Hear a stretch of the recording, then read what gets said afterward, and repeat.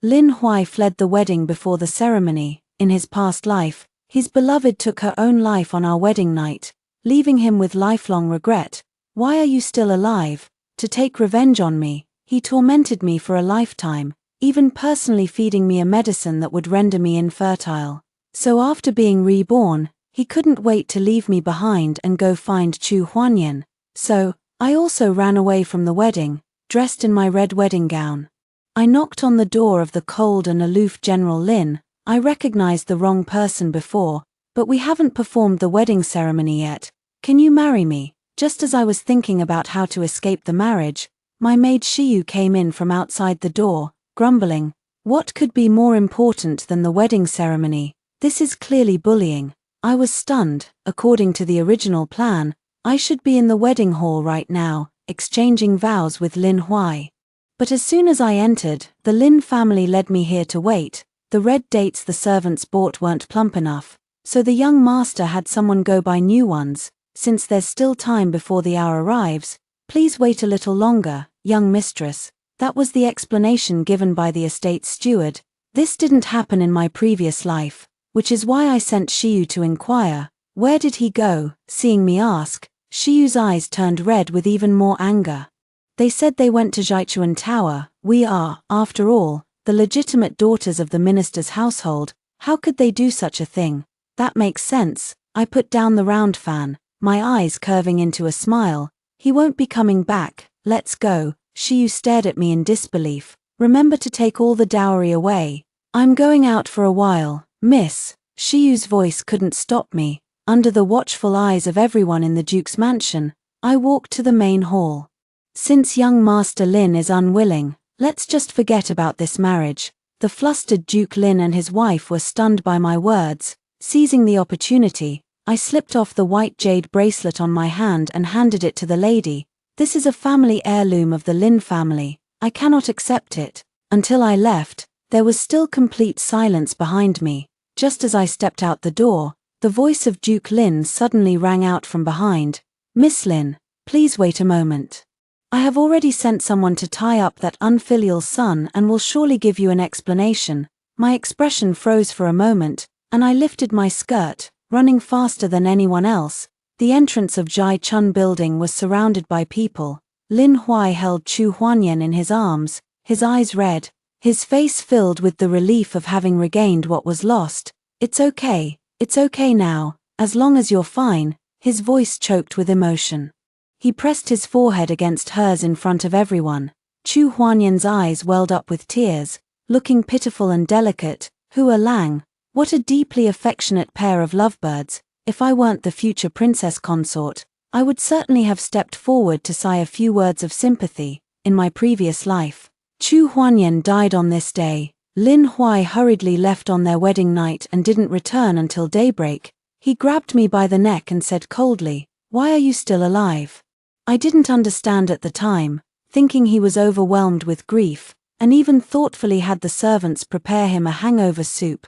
Little did I know, he was convinced that I was acting out of guilt. No matter how I explained afterward, he refused to believe me. If it weren't for you sending people to gossip in front of Huanyan, how could she have taken such a desperate path? She is alone and helpless in the capital, and falling into the world of pleasure was not her choice. How can you, as a woman, have no sympathy at all? From then on, Chu Huanyan's death became a mark of shame on me. Perfect. It seems that in this life, he has also been reborn. I turned and walked to the innermost house on East Street, then raised my hand and knocked on the door.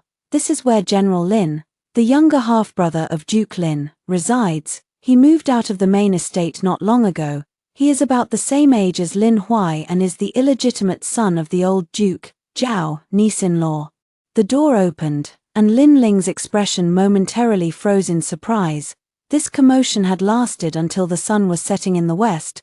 The golden light fell on his stern face, adding a touch of warmth. It was just like the way he sat before my grave in my previous life.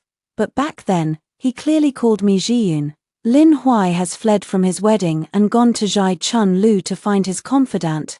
Lin Lin's expression changed slightly, and he immediately furrowed his brows. Leaning against the doorframe, I spread my hands. I've also fled from my wedding. his pupils contracted, and his expression changed several shades. Everyone says General Lin is cold-faced and cold-hearted, an iron-faced judge from whom one can never discern any emotion, yet in just this short while, his expression has shifted several times.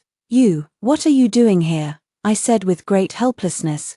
The emperor has decreed a marriage, ordering me to marry into the Lin family.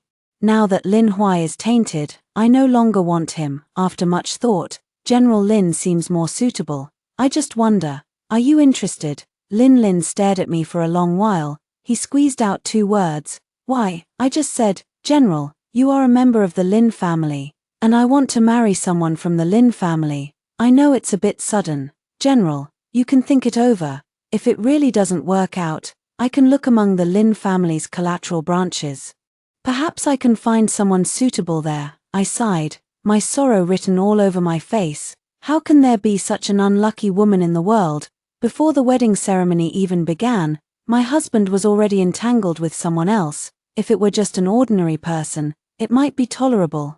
But of all people, it had to be a woman from the pleasure quarters.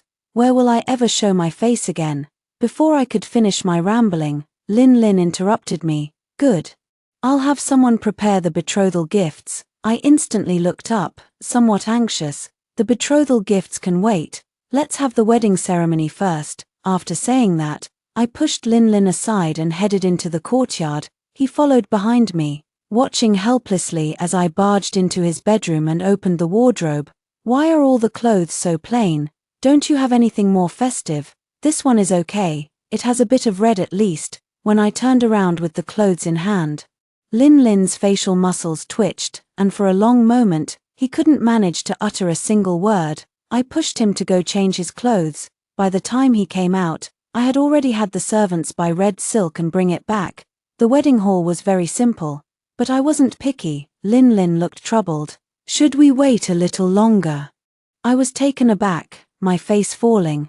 But I've had my fortune told, and today is the best time to get married. We can't miss this auspicious day.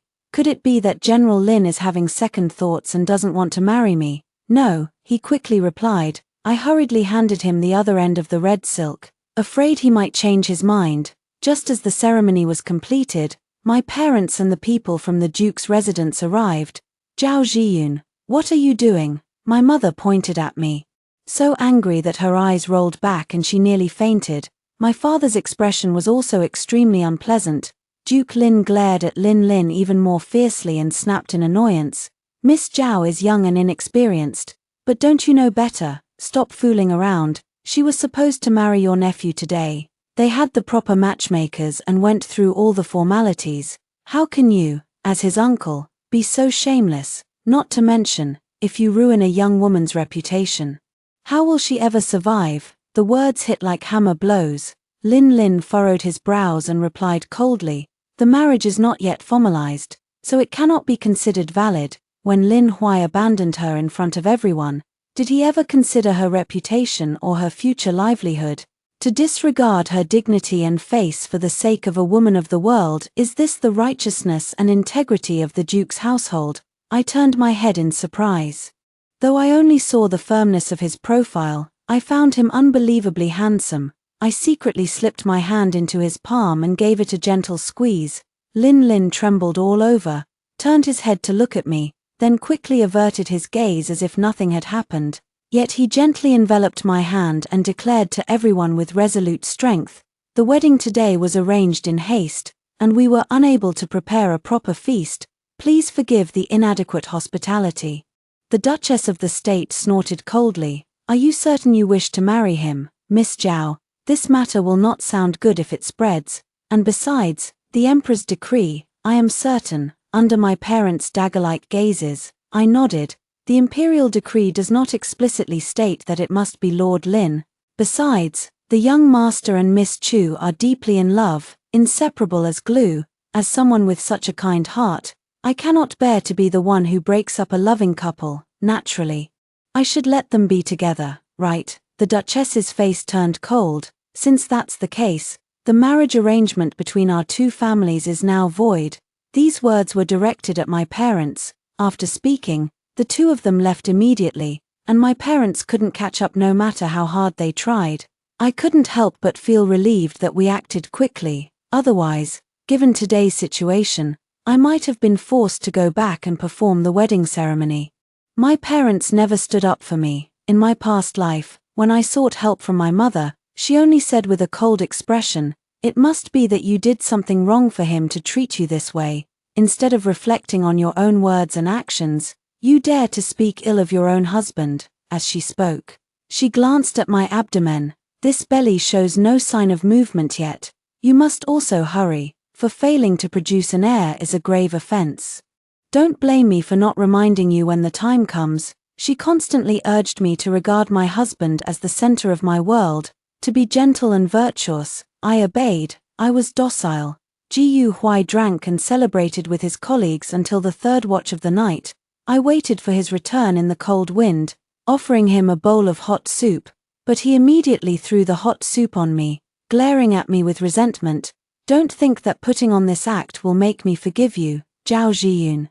You poisonous woman." The scalding soup seeped through the fabric, turning the skin a deep red. He then turned and went straight to the study. I was worried the brocade quilt in the study wasn't enough, so I personally went to deliver it, but I saw him weeping bitterly before a portrait of Chu Huanyan. "I regret it. I should have been with you at all costs back then. Pity our child, who never even had the chance to be born. But don't worry, Zhao Zhiyun will never have my child in this lifetime. What Huanyang doesn't have, I won't let her have either. When the time comes, she'll only have the title of mistress, and she'll be the subject of gossip for the rest of her life." In the deep winter corridor, the cold wind howled, but it was nothing compared to the chill in my heart. It turned out that as early as half a month after our wedding, he had personally delivered a ginseng soup to me, laced with a drug that would render me infertile, with no other options left. I turned to my father for help, begging him to let me divorce. "I will not return home, so as not to burden my family. From now on, I will simply find a nunnery to spend the rest of my life. I beg you, Father, to grant me this." He stared at me for a long time before finally speaking in a calm tone. "Your brother's position still requires the care of the Lin family, and there are several of your younger sisters who are not yet married. Zhiyun should be sensible." I was sent back by him. Father only remembered that I could not bear children. In less than a month, my younger sister in the household was entangled with Lin Huai. Father said, "Since you can't bear children, let her do it. Sisters should look out for each other. After all, you ungrateful daughter." A slap across the face snapped me out of my daze. My father's livid face loomed before me. "You've brought shame upon the Zhao family. You're shameless, immoral, disrespectful to your parents. He wished he could hurl every foul word in the world at me, until he could think of no worse insults. He raised his hand once more, but before it could land, Lin grabbed her wrist. "I have already married Zhiyun, and I will explain everything clearly to the emperor at tomorrow's morning court. The required betrothal gifts will also be fully compensated. Lord Zhao, please do not make things difficult for her. If you are angry, you can direct it at me. I am 5 years older than Zhiyun, and I have long coveted her." Father glared fiercely in that direction. Yet, constrained by Lin's current status, he ultimately dared not say much more. "Look at the fine daughter you've raised." Furious, he shoved Mother aside and stormed off. Mother was so anxious that she paced in place, wanting to chase after Father. Yet she also looked at me. "Zhiyun, you have truly disappointed me." Mother still went after him. She never asked about the grievances I suffered at the Duke's residence. As if she had forgotten that it was Lin Huai who abandoned me in the first place. "It doesn't matter, I still have myself. I remember the grievances I've suffered, and I can choose a more suitable path for myself. Sorry for making you watch a joke."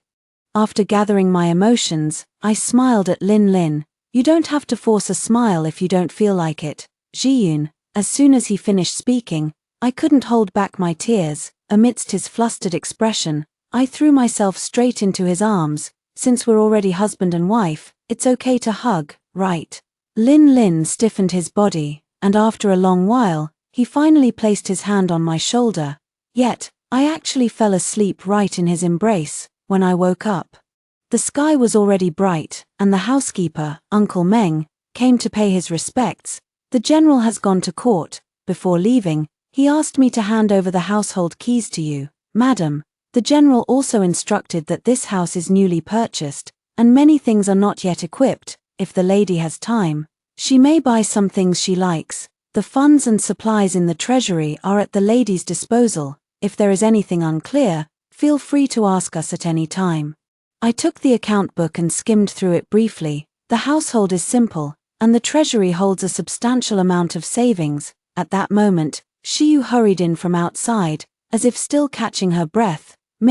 Madam, you, I smiled and said, yes, from now on, you must address me as madam. Shiyu took a deep breath. Madam truly is bold and reckless. How is the Zhao family doing? At the mention of this, Shiyu's expression darkened. The master's intention is that, by offering yourself, you have disgraced the Zhao family, and all the original dowry must be taken back, and what's more, they publicly declared they don't have a daughter like you. My hand paused. Even though I had expected it, my heart still ached as if pricked by a needle. What did mother say? I couldn't help but ask again, unwilling to let it go. Shiyu shook her head. He didn't say anything. Forget it. I closed the account book. Let's go. We'll buy a swing. Shiyu was taken aback. Then cautiously glanced at me. Seeing that I truly showed no sign of sorrow, she finally breathed a sigh of relief. The heart that needed to be broken had already been shattered in my past life. But I never expected that Lin Huai would be waiting for me outside the door. Do you really intend to marry my uncle? Do you know he is merely the son of a concubine, and the Lin family does not acknowledge him? I corrected him. Not want to, but already have. We were married yesterday. A flash of annoyance crossed Lin Huai's face as he said coldly, I know you were just angry yesterday and did it on purpose. If you two are still innocent, it's not too late for you to regret now. I will persuade my father, and you will still be the crown princess. I have no regrets. Why should I regret? In my previous life, I died before I turned 30. When I was gravely ill, he was in my half-sister's courtyard with their family of 4, eating lamb brought from the north. Shiyu went to beg him to call a doctor. Troublemakers don't die. Don't play these little tricks in the future. He thought I was jealous and deliberately using my health as a threat, just because my half-sister said with a laugh, everything good in the family is always given to the eldest sister first. She has been healthy since childhood. Why is it that as soon as she married into the Duke's household, she always seems to be unwell? She and I are sisters, so naturally, I wouldn't compete with her for such unnecessary favor. Let her rest assured. To discipline what he called my jealousy, Lin Huai forbade any physician from entering my courtyard. When I was burning with a high fever, he made me kneel in the ancestral hall, copying Buddhist scriptures to atone for Chu Huanyan. This is what you deserve. She died because of you. What a fine way to say she died because of me. I never forced him to marry me, nor did I ever prevent him from marrying Chu Huanyan. It was all his own choice, yet in the end, he placed all the blame on me. Since heaven has given me a chance to start over, why should I regret it? Just seeing him brings me bad luck. Yesterday, I had no choice but to act that way. It was a matter of life and death, and I didn't have time to make a better decision. But I sincerely want to marry you, and the position of the princess consort will only be reserved for you. I let out a cold laugh. Does Lord Lin think that Miss Chu is of too lowly a status to be the mistress of the Duke's household? He froze, taking a long while before finally nodding. I glanced behind him, where Chu Huanyan's frail body swayed in the cold wind, looking as if she might collapse at any moment. Hua Lang, she called out pitifully, and Lin Huai's body trembled violently. Chu Huanyan quickly walked up to me and knelt straight on the ground. It was my ignorance and ingratitude. Please, madam, do not stoop to my level and hold it against someone as lowly as me. The Lin family originally lived in the innermost house on East Street, but her actions still drew the attention of many onlookers. Huanyan knows she deserves to die 1,000 deaths. I do not seek your forgiveness, madam, but only hope you will give me a chance to atone for my sins. I am willing to serve as your slave, attending to you with all my heart.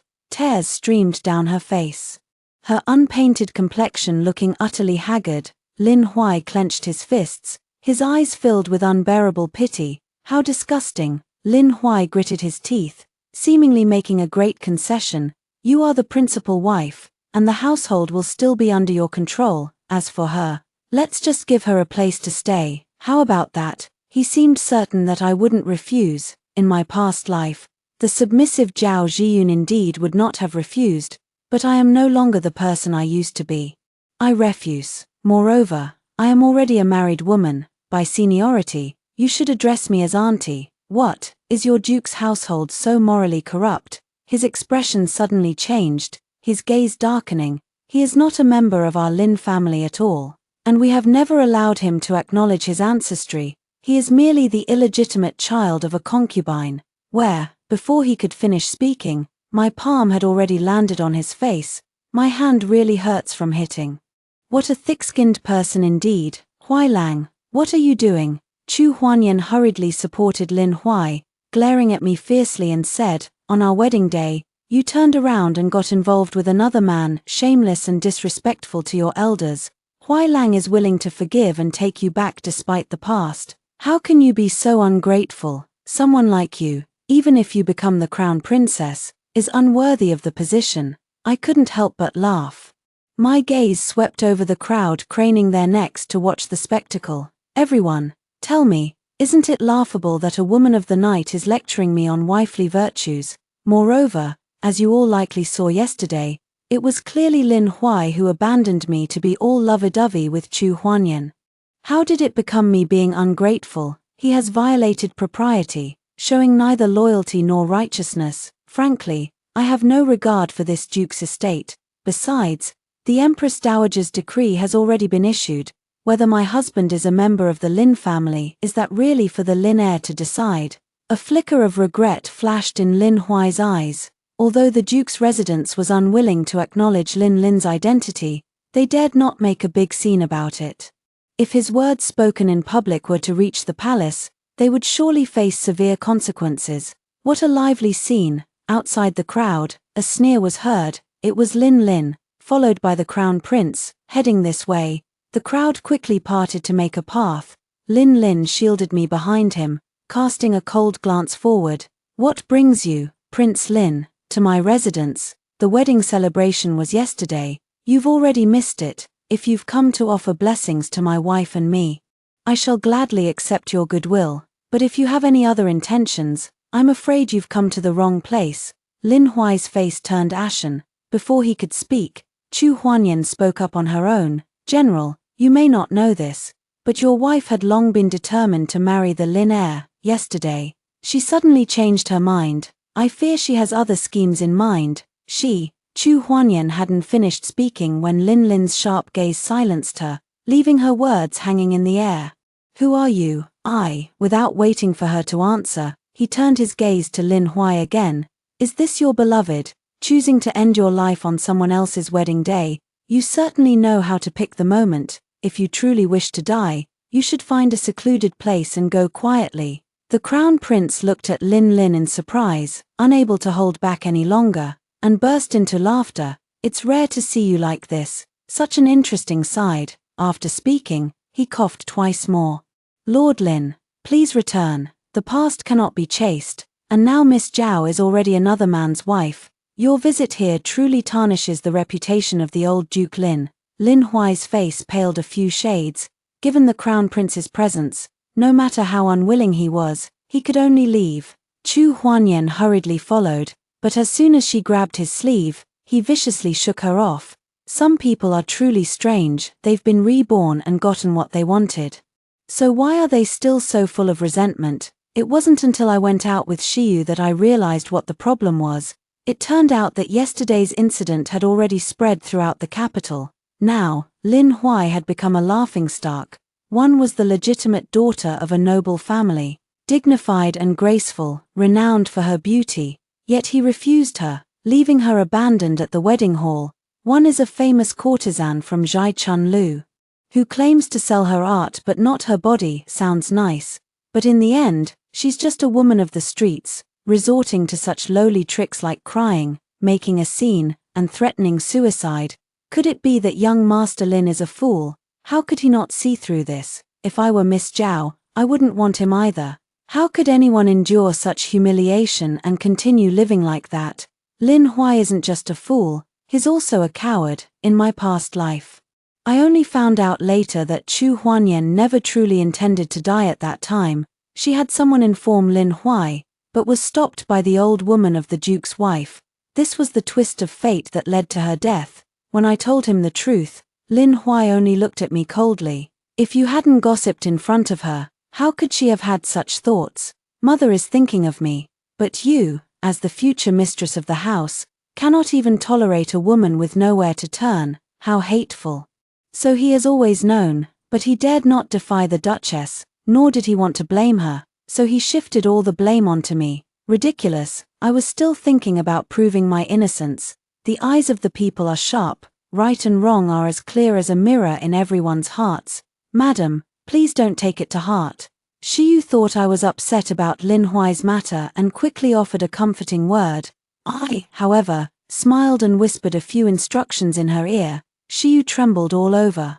Her eyes filled with disdain yet tinged with a hint of excitement.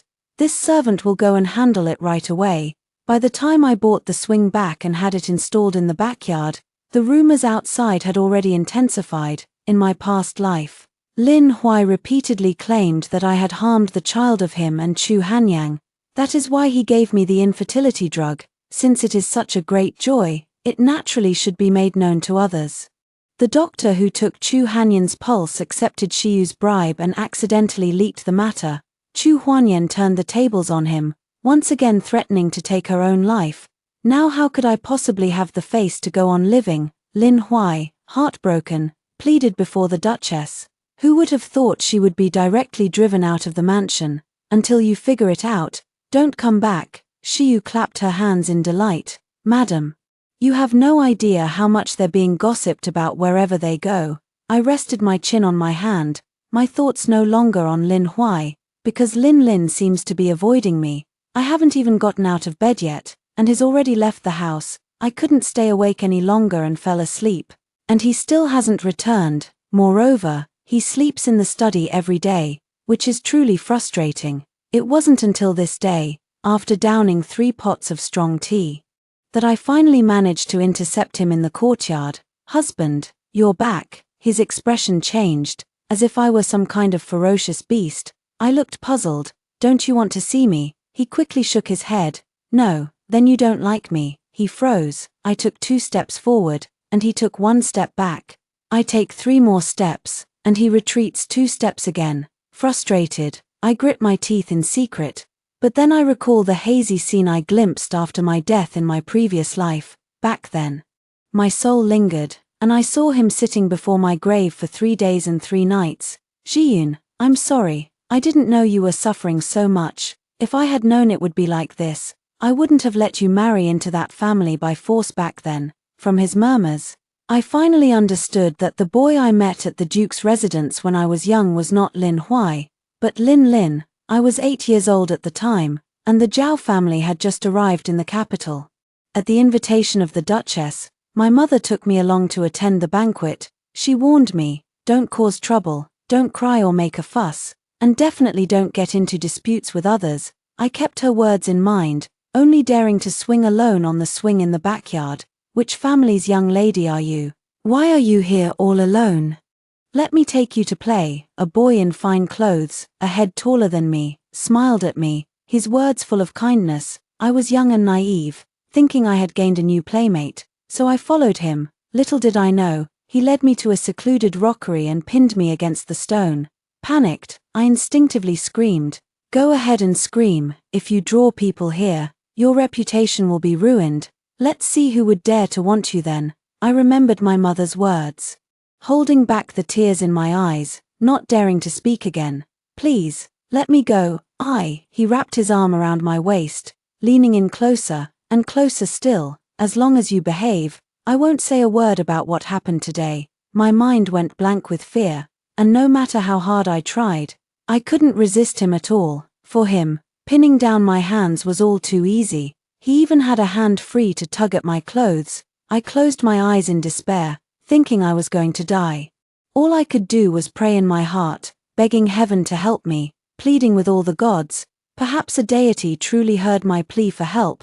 The weight pressing down on me suddenly vanished, replaced by a loud thud. Someone had fallen into the water. When I opened my eyes, I saw another boy standing before me. The person pressing down on me struggled frantically in the water, crying and screaming hysterically, "Help! Save me! Keep shouting, and I'll smash this rock on your head." The vicious voice, paired with the rock raised high, immediately silenced the other person. I collapsed to the ground, trembling all over, too afraid to look again. "Fix your clothes before you go back. Act as if nothing happened today, and don't tell anyone." He helped me up, and I fled in a panic. After that, I fell seriously ill. It wasn't until I woke up that I secretly inquired about the person who had saved me that day. In my previous life, I always believed that the person who saved me was Lin Huai.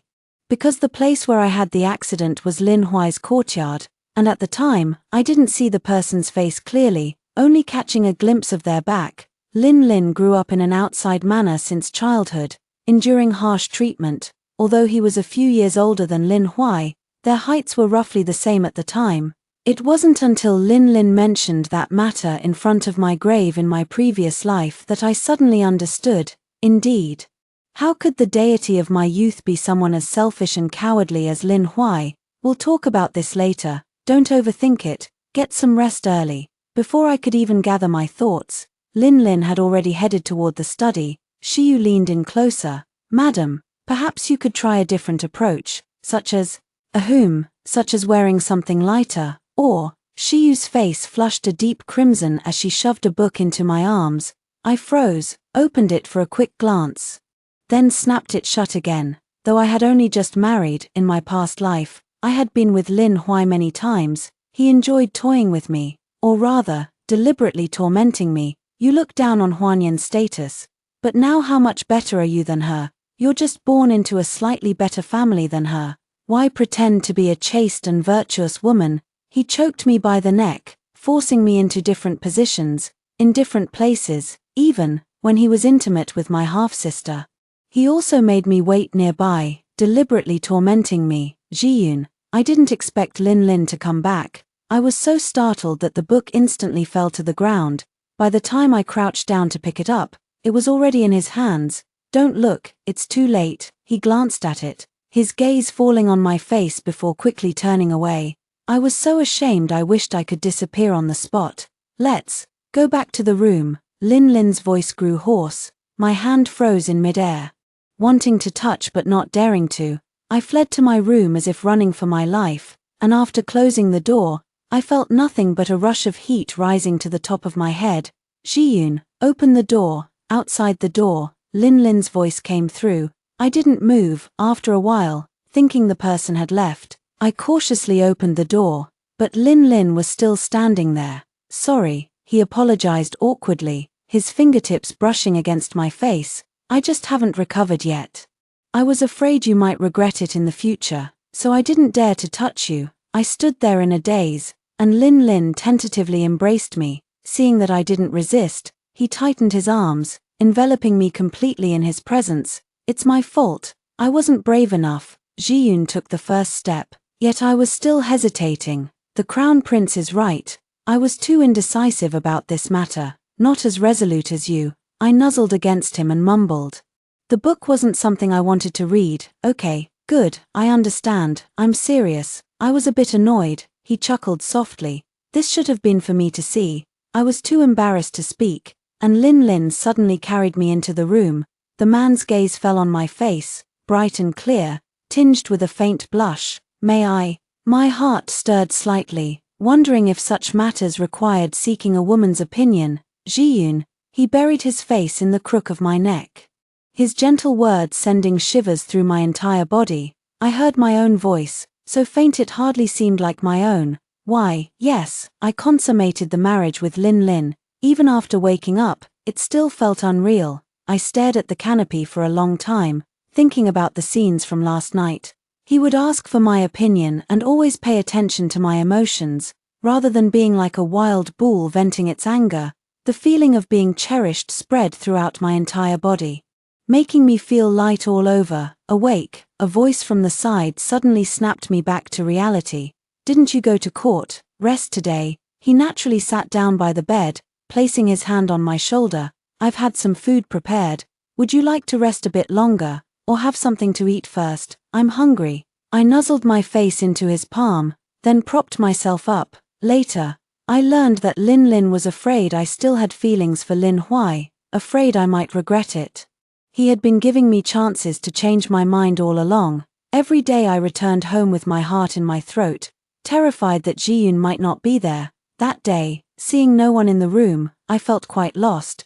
But then when I saw you on the swing in the courtyard, it was like a sudden turn of events. I brought up things from our childhood. Why have you never mentioned it since then? For you, it wasn't a good thing, so naturally, it couldn't be brought up. It's better to forget. I think of how everyone says General Lin is cold and ruthless, but clearly that's not the case. His thoughts are so delicate, his character so upright. Alright, stop looking. Lin Lin covered my eyes with his hand, his voice growing hoarse. I take a step back, and he advances 2 steps, until he has me encircled in his arms. Feeling his rigid body, I chuckle softly. I thought he didn't like it, but it turns out just a glance was enough to make him lose control.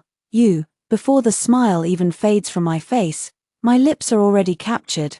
Lin Lin propped one hand on the table, wrapped the other around my waist, and leaned in close. I can't withstand my wife's teasing. It had been 3 months since I last saw Chu Huanyan. Her belly was swollen, and she was dressed as a married woman, hurrying out of the pawn shop.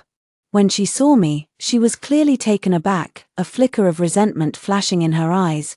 Are you satisfied now? What does that have to do with me? I was about to leave, but she grabbed my arm. Which man doesn't have multiple wives and concubines? If you had agreed to let me in, how could I have ended up like this? Zhao Zhiyun, you have such a vicious heart. But don't worry, I'm carrying Huai Lang's child. In a while, he'll come to take me back, from what she's saying. It seems Lin Huai couldn't bear to part with his status as the heir of the Duke's estate, so he returned home, even without me as an excuse. Didn't he also abandon Chu Huanyan? As for the child, my gaze fell on Chu Huanyan's abdomen, and I said calmly, since you know that men often have multiple wives and concubines, you should also understand that as long as he is physically healthy, as the heir to the Duke's estate, he will have many, many children in the future. You are the eldest. And perhaps he still cherishes you now, finds you fresh, but what about in a few years? Chu Huanyan's face suddenly paled a few shades. What do you mean by that? He was willing to give up marrying you for me. He loves me. I looked at her with pity. Yes, he loves you, but you still can't compare to the position of the heir, nor can you become the mistress of the Duke's mansion. Chu Huanyan should have understood this long ago, that day. She caused such a scene just to prove that Lin Huai cared more about her. She wanted to secure a better position before he got married. Unfortunately, her plan fell through. Reality soon taught them a lesson. Lin Huai's self-proclaimed deep affection was worthless in the face of real gossip and the glory of the Duke's estate. Why must you make things so difficult for others? Sister, a familiar voice came, and I looked over. My half-sister appeared with a beaming smile. Immediately taking Chu Huanyan's hand warmly upon meeting, my elder sister has always been proud and reserved, looking down on those of lesser birth than her. Please don't take it to heart. I raised an eyebrow, my gaze shifting back and forth between the two of them. I suspected that my half-sister hadn't overheard my conversation with her, so she still didn't know Chu Huanyan's identity. At that moment, Lin Huai came over from a nearby shop. Jiyu, this is for you. He gently placed the hairpin into his stepsister's bun, then nodded with great satisfaction. It looks beautiful, only you are worthy of it. But soon, his expression froze. It was because he saw me, and also saw Chu Huanyan. Hua Lang. Chu Huan's sorrowful voice had barely sounded when Lin Huai's eyes deepened with guilt. It seemed only then that her half-sister realized who the person before her was. Her gaze fell on Chu Huan's abdomen, and her face instantly darkened. She shook off Lin Huai's hand and demanded loudly, "Is this what you meant by the child is already gone?" I raised an eyebrow and unconsciously took 2 steps to the side. I chose a good spot to continue watching the show. My half-sister slapped Chu Huanyan across the face. "You shameless thing. Aren't the men in Jai Chunlu enough for you? You have to steal someone else's. If you're so fond of men, I can grant your wish and send you back. Enough. Lin Huai suppressed his anger.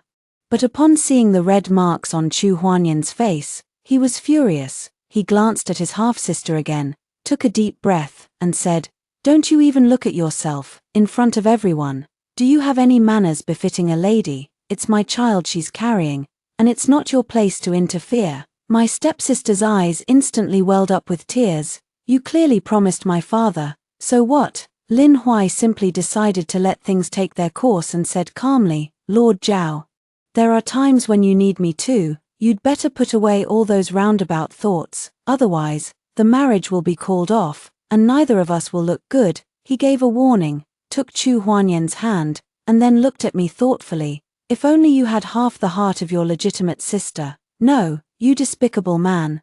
Enduring the venomous glare of my half-sister, I retorted with annoyance, "Lord Lin is the most compassionate, letting his mistress's belly swell even before marriage." Lin Huai choked, snorted coldly, and walked away. I didn't expect Lin Huai to come looking for me again.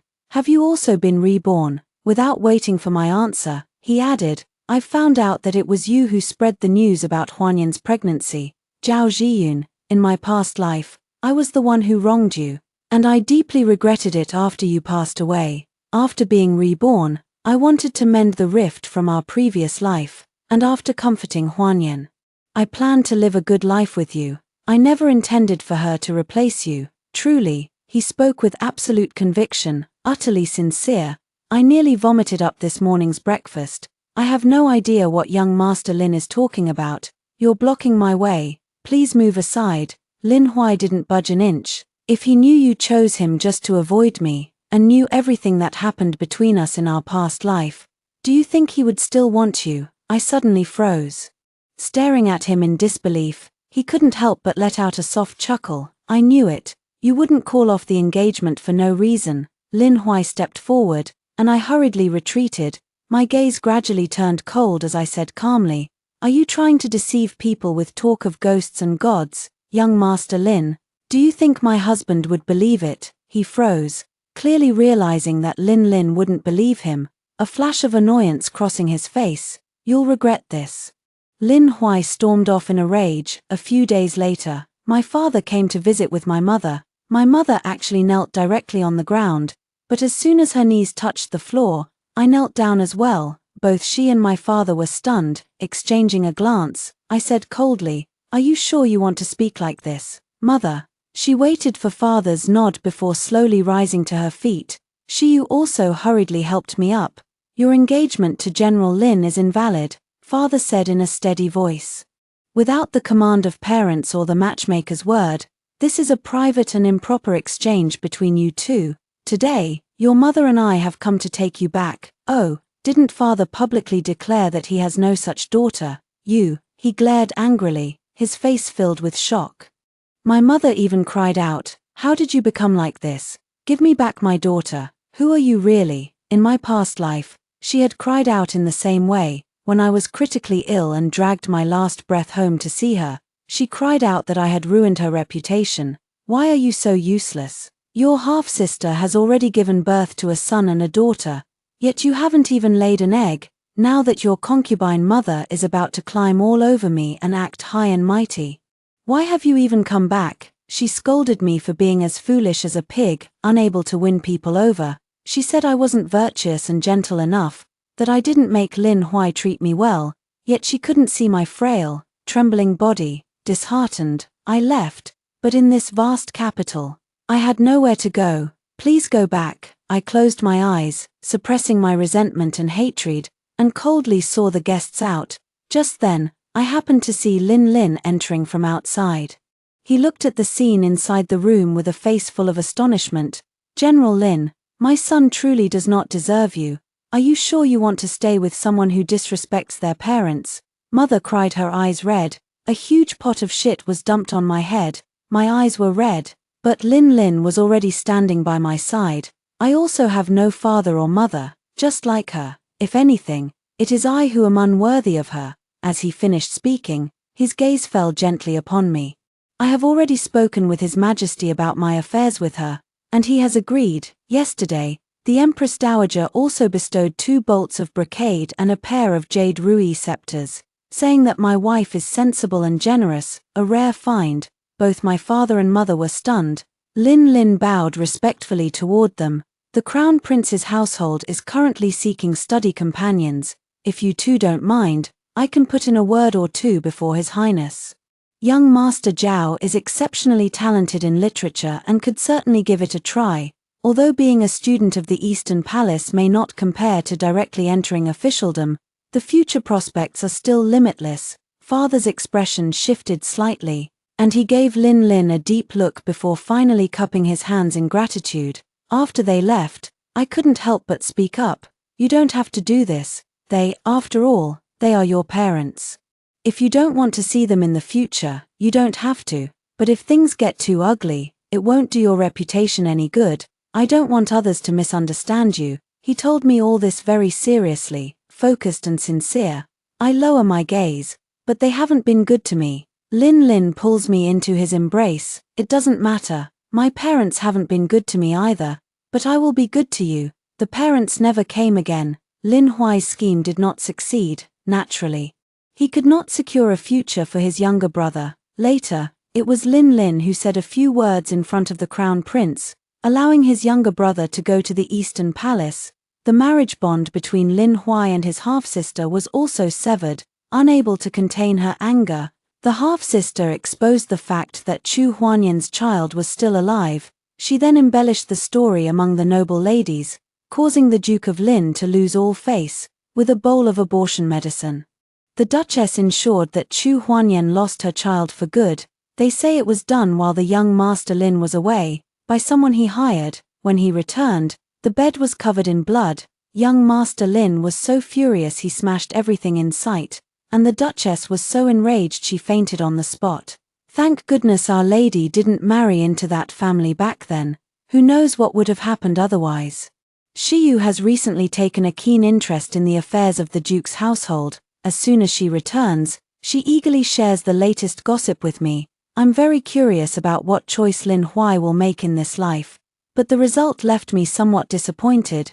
He broke up with Chu Huanyan, completely and thoroughly. I met Chu Huanyan at the entrance of East Street Alley. She was dressed in light gauze, leaning lazily against the wall. Men passing by would glance at her, only to be immediately slapped hard by their wives. Instead of being the top courtesan at Zhaichun Pavilion, she insists on trying to climb into high society. Do you really think you can soar to the top and become a phoenix? A sigh echoed, but Chu Huanyan merely paused for a moment, wearing a numb smile on her face. A few days later, Lin Lin brought up an interesting piece of news. The heir to the Duke's estate has been replaced. Seeing my puzzled expression, he patiently explained. I heard the doctor diagnosed Lin Huai as infertile, having been drugged by someone. I was taken aback, and for some reason, the image of Chu Huanyan's face suddenly appeared in my mind. A few days later, a woman was found dead in the dilapidated temple in the west of the city. It was said that when she died, there wasn't a single piece of good cloth on her body, covered in bruises, only her face faintly revealing the stunning beauty she once possessed. She was targeted by the beggars nearby. The old women on the road spat in disgust, finding it unlucky, and quickly changed the subject. It was at this moment that Lin Huai appeared before me. He was already acting a bit abnormal, his gaze fixed intently on my abdomen, his tone chilling. You're pregnant. Is it his child? In your previous life, you had no connection with him, so why? Instinctively, I protected my stomach and stepped back. Lin Huai let out a cold laugh. Don't you think it's fate, in our past life? I forced you to drink a potion that made you infertile, and in this life, it's my turn. That bitch Chu Huanyan, she'll stop at nothing to climb the social ladder. She never loved me. I was a fool, thinking I had found a soulmate and that my life was complete. Little did I know she was just a shameless, despicable woman. I ignored his self-talk, secretly regretting that I shouldn't have let Shiyu go buy chestnut cakes just now. My father and mother were the same. They abandoned me after learning I couldn't have children. That bitch Zhao Ziyu, who kept saying she only loved me, couldn't even tolerate my child and insisted on ruining my reputation. They only approach and treat me well because of my status. I've come to realize that only you, Ji-yoon, truly care for me. Can we start over? Lin Huai's eyes flickered with madness and obsession. His smile twisted. I was also at fault before, so as long as you get rid of the child, I'll let bygones be bygones. Let's pick up where we left off. He tried to grab me, and I was so scared that I turned and ran. Zhao Ji-yoon, Ji-yoon, until I crashed into Lin's embrace. I was still trembling all over. He comfortingly pulled me into his arms, while the guards beside him had already restrained Lin Huai. Lin, little uncle, do you know what the woman in your arms looks like in bed? She has a red mole on her back. Have you seen it? Ha ha ha. Do you know how promiscuous she is? This is what I've already discarded. My uncle remains as lowly as ever, even wanting such a woman. Lin immediately kicked him in the chest. As Lin Huai looked on in terror, Lin stepped on his face. Slandering my wife, General Lin, you will have to give an explanation at the Dali Temple. An hour ago, the second daughter of the Zhao family was killed, and last night, Chu Huanyan was murdered in the ruined temple west of the city. Both cases will be investigated together. As soon as the words were spoken, Lin Huai was roughly dragged away. Lin Ling held me tightly as I stood there, lost and disheartened. It's okay. He's just unwilling to accept it and is lashing out irrationally. Don't take it to heart. But the mole on my back is real. Lin saw it just a few days ago and even kissed it. You're really beautiful. The intimacy back then has now turned into a nightmare. After careful consideration, I chose to confess the matters of my past life. Lin's eyes, however, reddened. So, I didn't do well enough in my past life. I couldn't find you sooner. Fortunately, Ji-yoon was so brave in this life and found me first. Lin Huai carried a murder case on his back.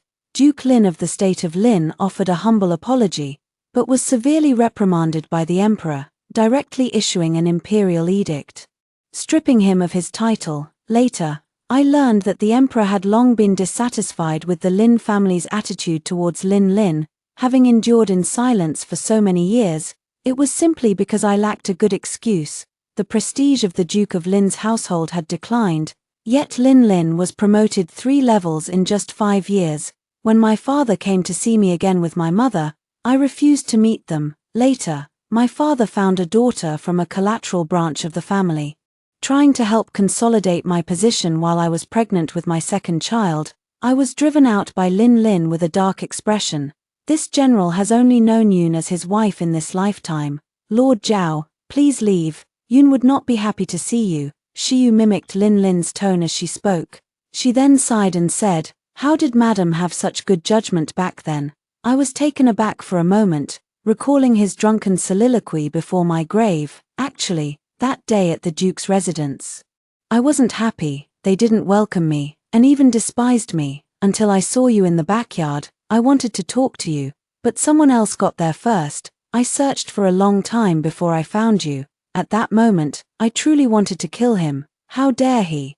But I couldn't. I wasn't capable yet. Ji-yoon, I am despicable. I always kept an eye on you and often asked the Crown Prince about matters in the capital, just to catch a tiny bit of news about you in those long descriptions. So, you were about to get engaged, and to Lin Huai, no less. Unfortunately, Duke Lin was forced to acknowledge me, and I am unwelcome in the mansion. I didn't want to see you and him being affectionate, so I bought a house early on and left. If I had known he would treat you like this, I would have risked my life to stop you from marrying him. My spirit lingered for only 3 days, but I am immensely grateful that heaven gave me a second chance.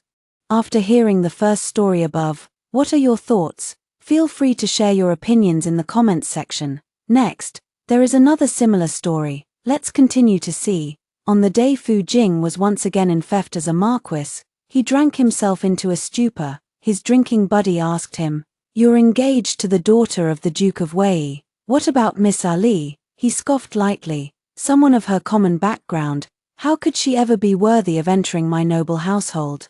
The drinking buddy asked again, "Aren't you afraid she'll make a scene?" Fu Jing sneered, "If she doesn't know what's good for her, I have plenty of ways to deal with her." But not long after, he was kneeling before me, crying and begging for another chance. "Lord Fu, how do you plan to deal with me?" I put away the gift I had prepared for him, pushed the door open, and asked with a half-smile. Fu Jing's expression stiffened for a moment, his drunkenness fading as he stared at me without a trace of guilt. Since you've already heard, I might as well make things clear.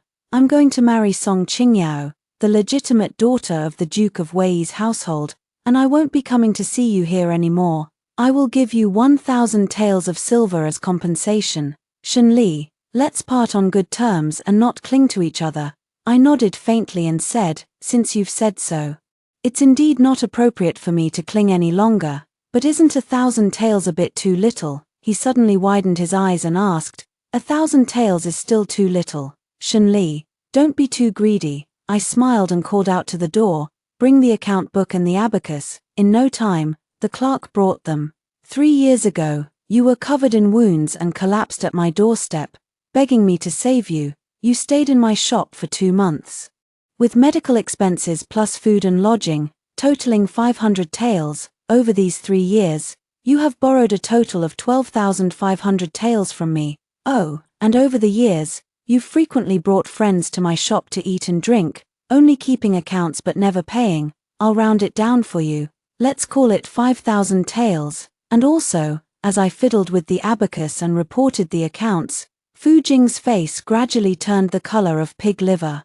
Before I could finish, he slammed the table. Shen Li, you're really cunning. You said you liked me, but you secretly kept accounts behind my back. I put down the abacus and looked at him with an innocent expression. I'm a merchant. Keeping accounts is a habit. And didn't you always promise that every tael of silver you spent of mine would be repaid tenfold in the future?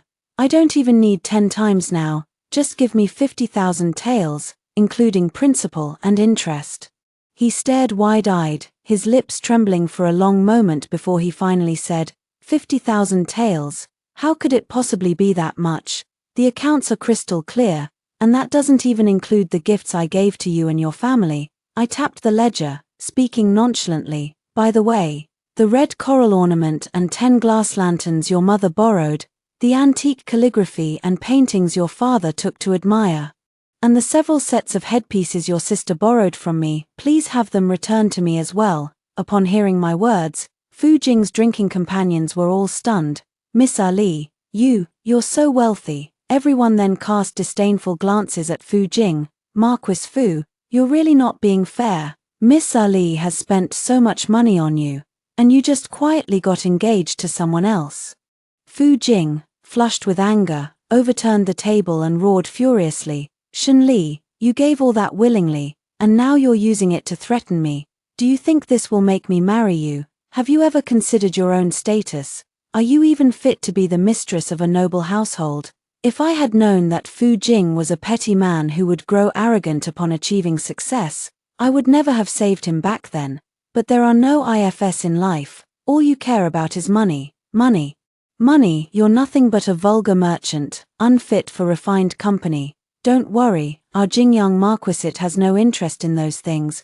We'll send them over to you tomorrow. With that, he angrily kicked over the stool and stormed out, his sleeves flapping behind him. The guy glanced at me, and I shook my head slightly, signaling him not to act rashly. The drinking buddies sobered up, rubbed their noses, and slunk away. Only the young Master Duan, who had just spoken up for me, stayed behind. He helped me straighten the tables and chairs, his face full of regret as he said, Miss Ali, what Fu Jing did was really not right, but the common people should not contend with the authorities. As a young woman, how can you possibly stand against powerful families like the Duke's and Marquis's households?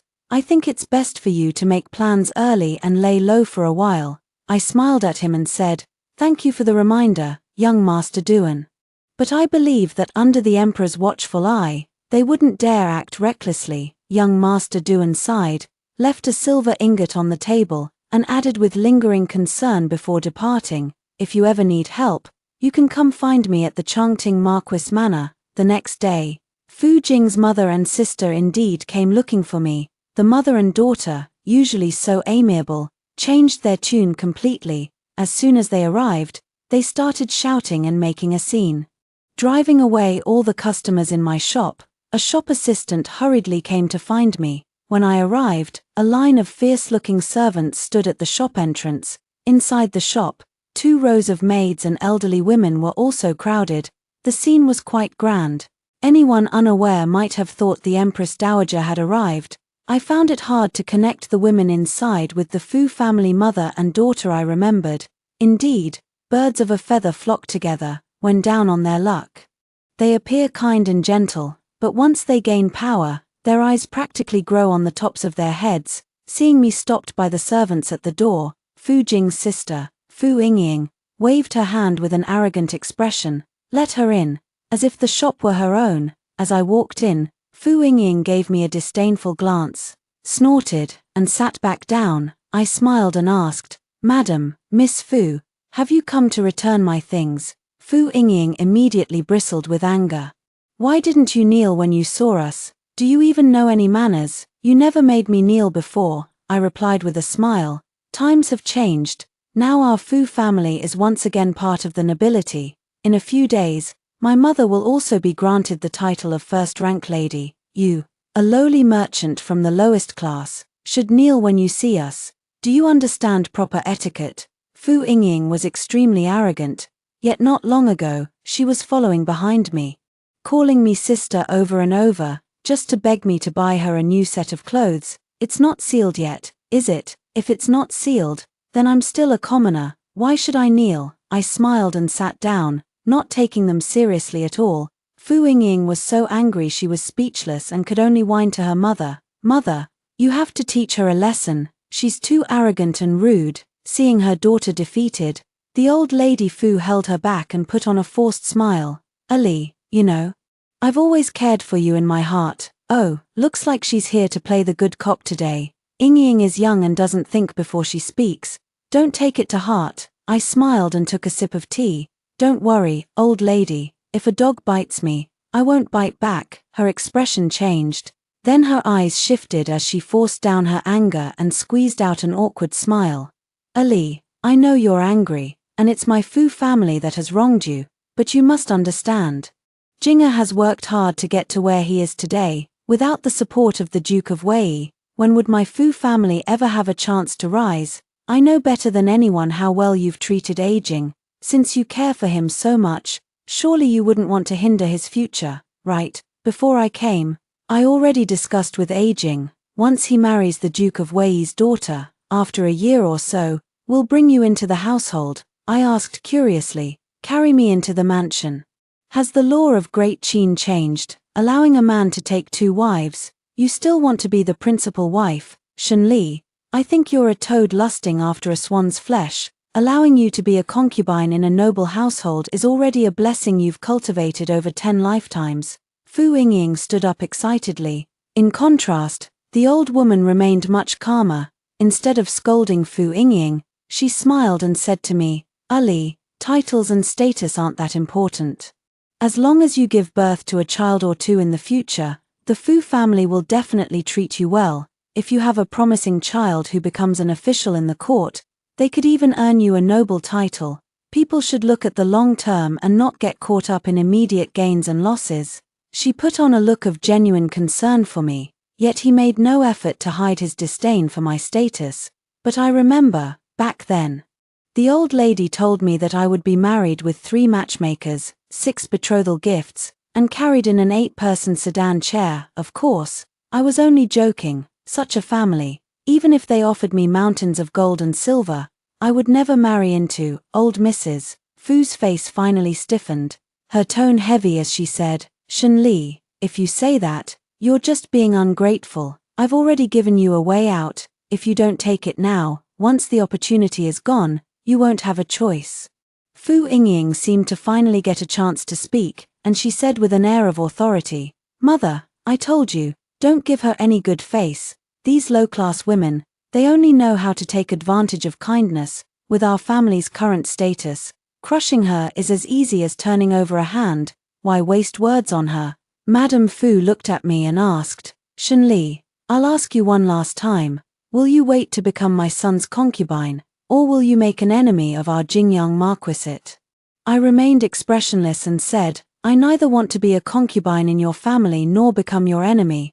All I want is for you to repay what you owe me. Old Lady Fu snorted coldly. You refuse a toast only to drink a forfeit, then I won't waste any more words on you. Yingying, let's go. She raised her hand, like an empress dowager, and had her maid help her up. Fu Yingying sneered at me with a menacing grin. Shen Li, you'd better pray for your own good fortune.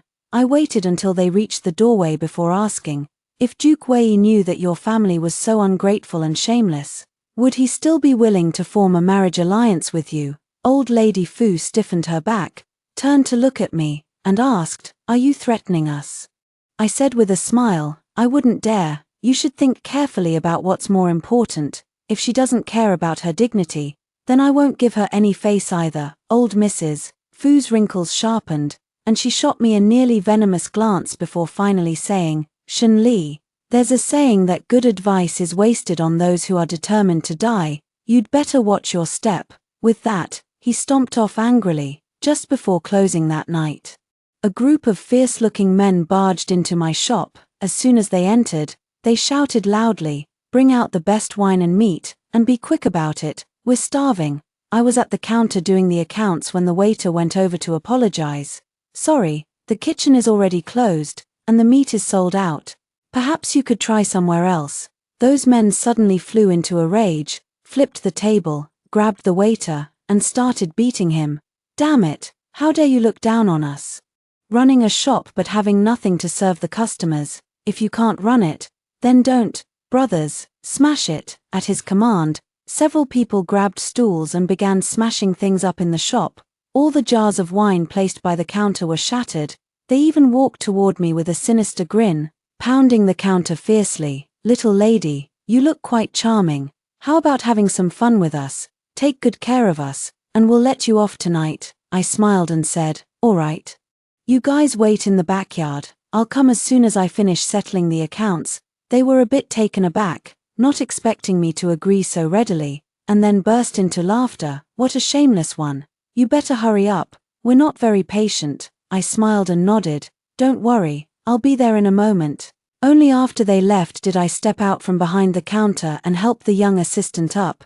Shuangxi, are you okay? I'm fine. He rubbed the spot where he had been hit, looking at me with a pitiful expression. Sis, what should we do? I smiled and said, don't be afraid.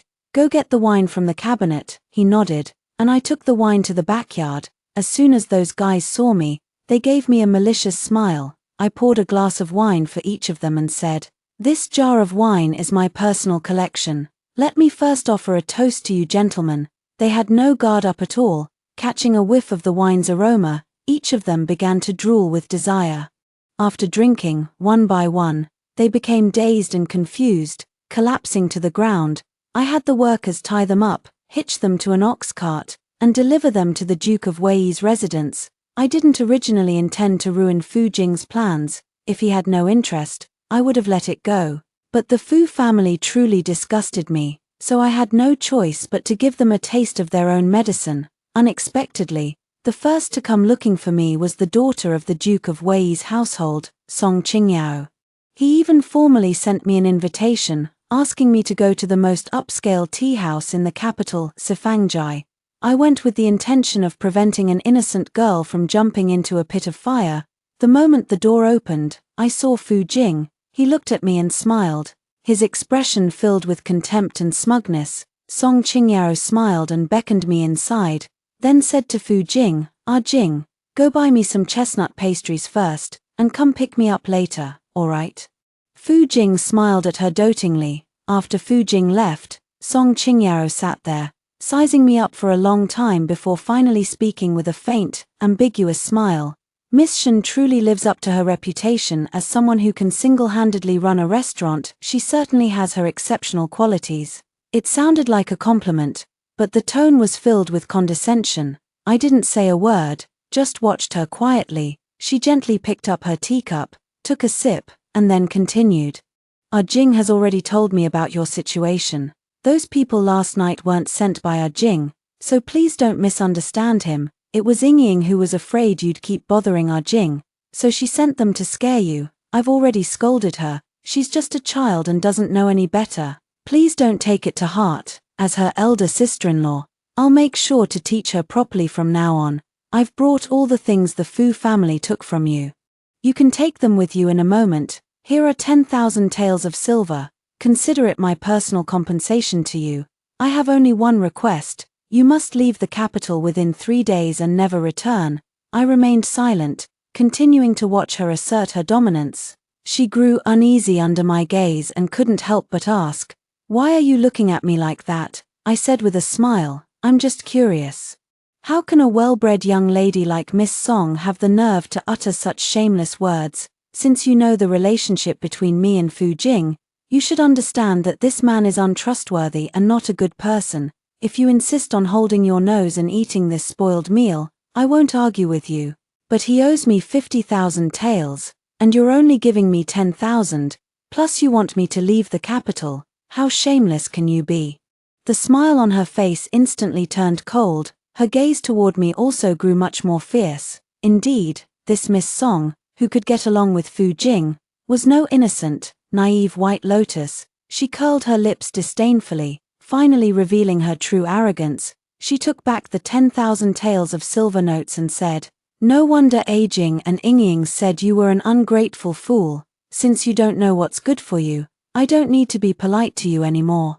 Those people last night were sent by me, just to give you a warning, so I didn't go all out, but next time, it might not be so easy. If you're still in the capital within 3 days, she gave a sinister smile. I can't guarantee what might happen. For the Duke of Wei's household, crushing someone like you is no different from stepping on an ant. With that, he stood up and ordered, "Take those things down for Miss Shen." The maids and servants hastily threw a pile of brocade boxes down from the upper floor. Apart from a few scrolls of calligraphy and paintings, everything else was fragile, shattering into pieces with a loud crash.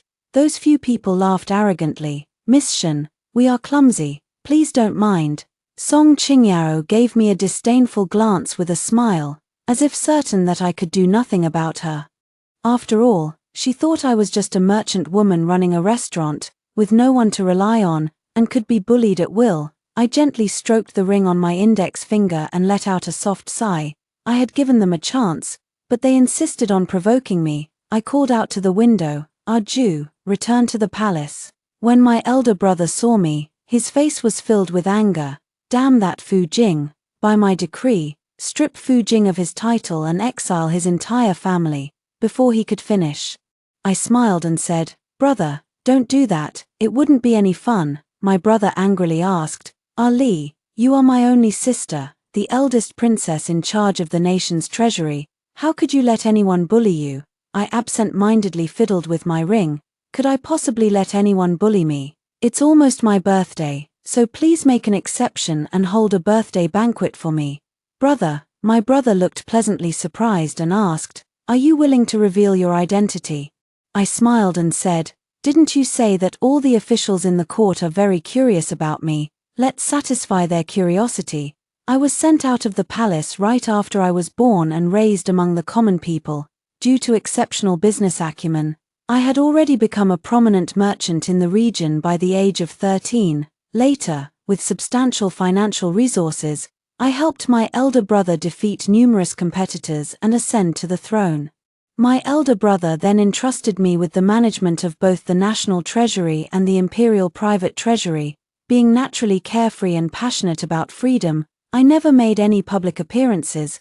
The world only knows that the current emperor has a younger sister, the Taihe princess, who oversees the treasury of the great Jing dynasty. All the civil and military officials in the court are very curious about me, but aside from a few people in the imperial presence, no one has ever seen me. 3 years ago, I found Fu Jing, who had been beaten and injured. At that time, his family had just suffered a misfortune, and he had fallen from being a nobleman's son to the child of a disgraced official. Yet he did not give up on himself. Amidst the mockery and suppression, he persisted in studying and practicing martial arts, determined to stand up again through his own efforts. His ambition and unwavering perseverance made me feel a sense of mutual understanding and empathy. My mother was not favored, and my elder brother and I had tasted the hardships of life since childhood. Developing an obsessive desire for power and wealth, I am in charge of accumulating wealth. While he is responsible for seizing power, we crawled out of the mire, so we have a special fondness for those who are still in the mire, struggling to climb upward. I saved him once.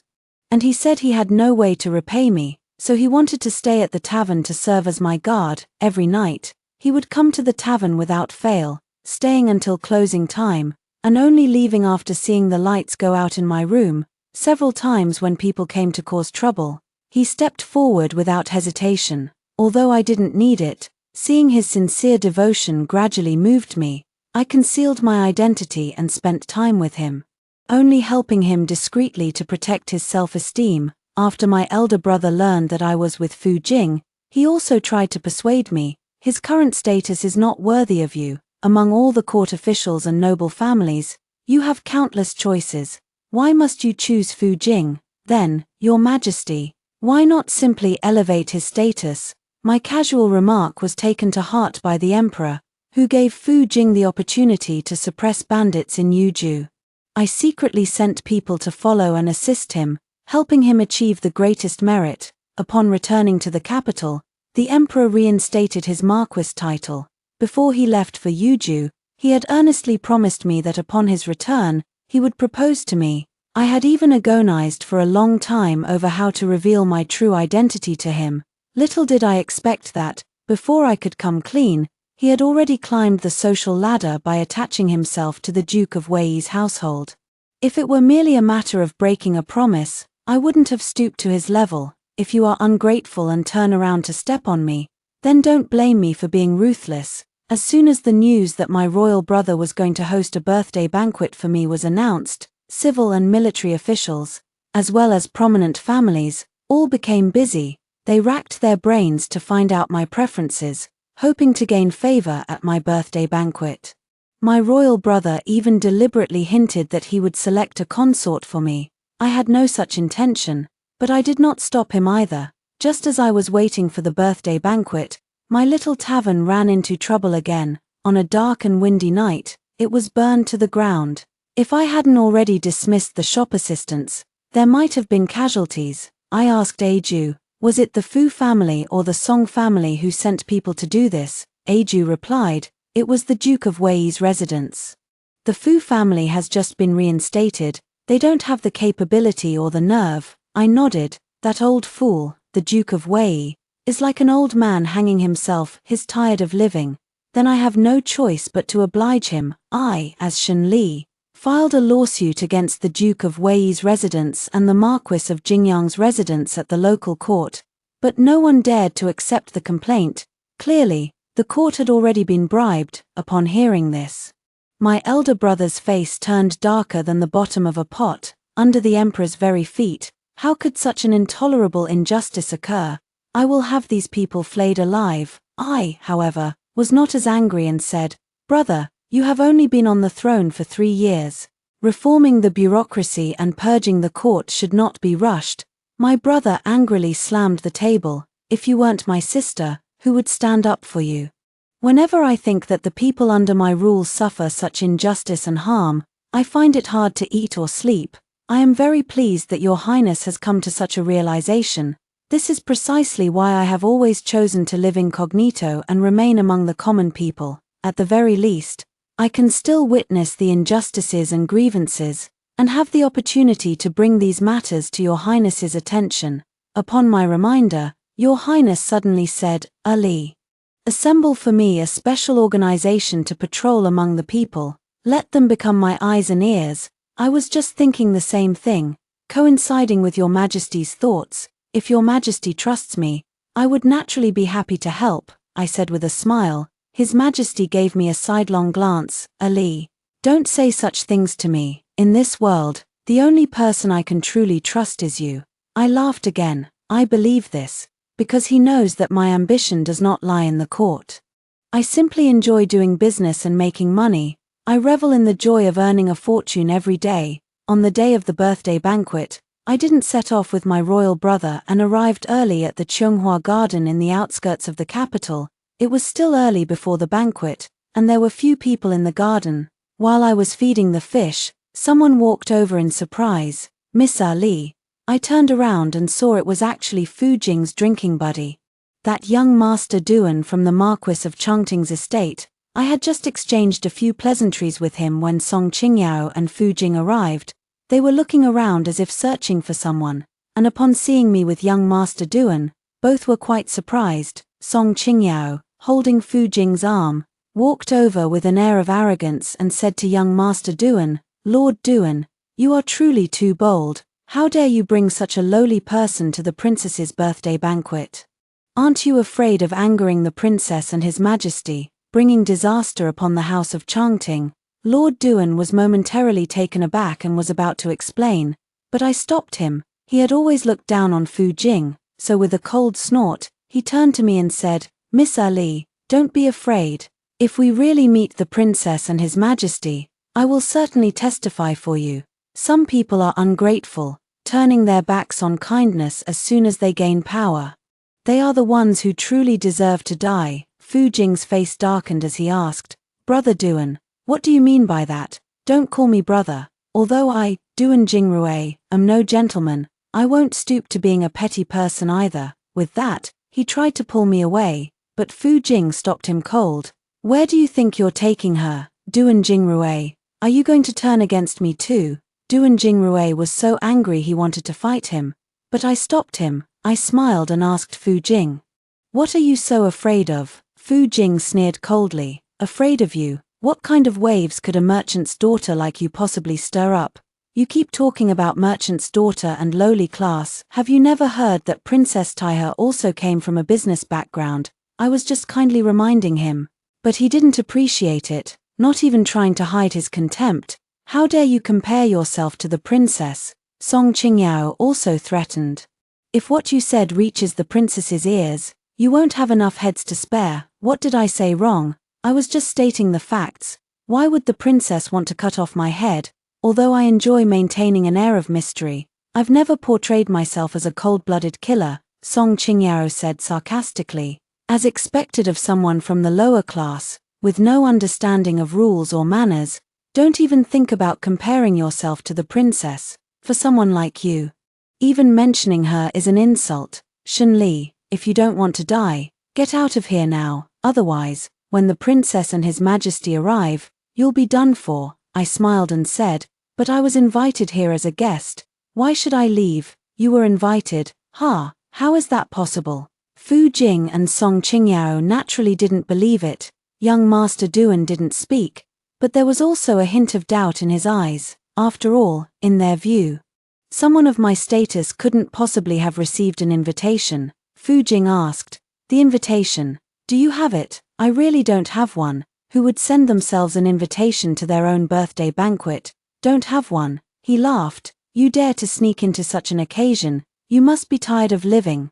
If I expose you, not only you, but even the person who brought you in will lose their head." He deliberately gave Duan Jingrui a threatening look. "Brother Duan, for the sake of our friendship, I don't want to take things too far. You'd better take her and leave now." Song Qingyao suddenly flashed a sharp look. "No, letting her leave just like that would be letting her off too easily. Shen Li, if you kneel down and kowtow to me a few times, I'll let you go." Fu Jing's brows furrowed slightly, but in the end, he did not stop it. He had clearly forgotten the feeling of being bullied, trampled upon, and forced to kneel when the Fu family fell into decline. People are so forgetful. Duan Jingrui was furious. "You two are the most despicable things I have ever seen.